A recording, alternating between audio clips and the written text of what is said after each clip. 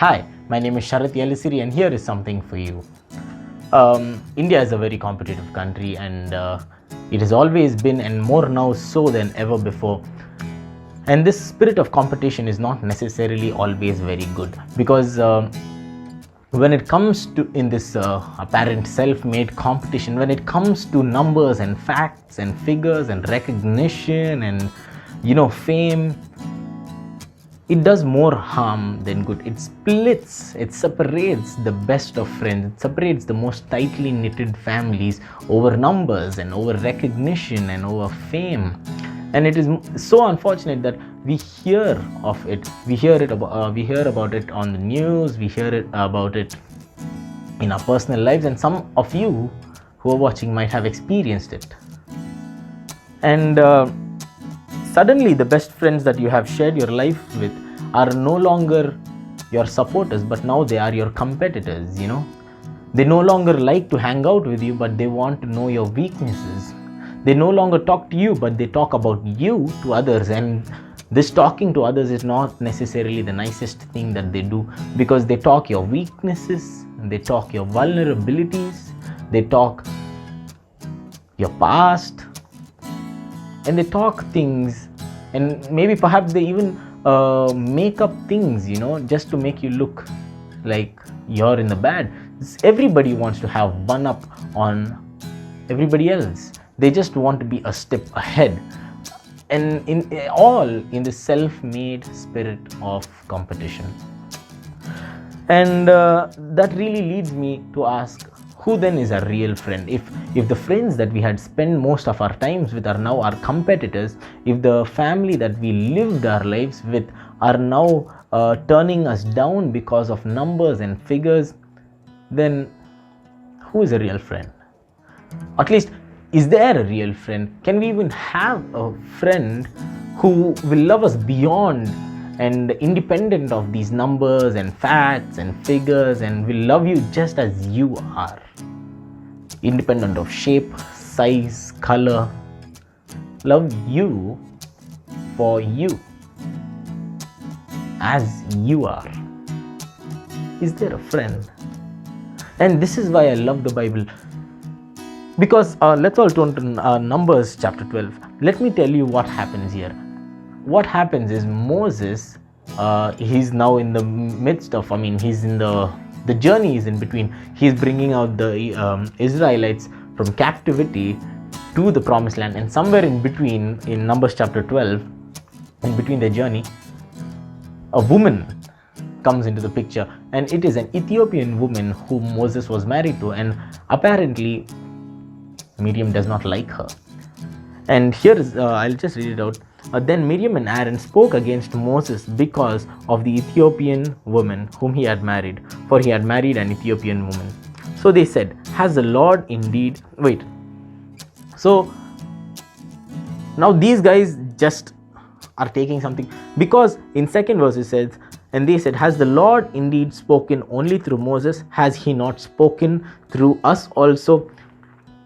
I believe that Miriam just used this Ethiopian woman as leverage, because it just triggered her, But her actual problem was verse 2. It was a spirit of competition. She was questioning Moses' authority. She's saying, has the Lord indeed only spoken through Moses? Has he not spoken through us also? So why does he always get the light? Why does he always have to be the leader? Why does everybody listen to only him? Why not you? Aaron, you are the high priest also. Why not me? I am also called the prophet. Aaron, you are the high priest. I am the prophet. Has the Lord not spoken even through us? And then she is just reeling Aaron into her, the gossip, and she's just talking against Moses. And Moses does not know about this. But there's one person who does. The Lord heard it, it says in the Bible. And suddenly, the Lord says to Moses, Aaron and Miriam, come out, you three, to the tabernacle of meeting. So the three came out, obviously. Then the Lord came down. It's interesting, how somebody says something to Moses, Or no, they did not say anything to Moses. They spoke against Moses, and that's it. The Lord himself comes down. It's like, how dare you, woman? Okay, so then the Lord came down in the pillar of cloud and stood in the door of tabernacle and called Aaron and Miriam, and they both went forward. And he said, I love this, okay? Hear now my words.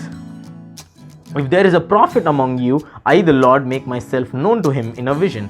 I speak to him in a dream. Not so with my servant Moses. He is faithful in all my house. I speak with him face to face, even plainly and not in dark sayings. He sees the form of the Lord. This is the best part. And why then were you not afraid to speak against my servant Moses?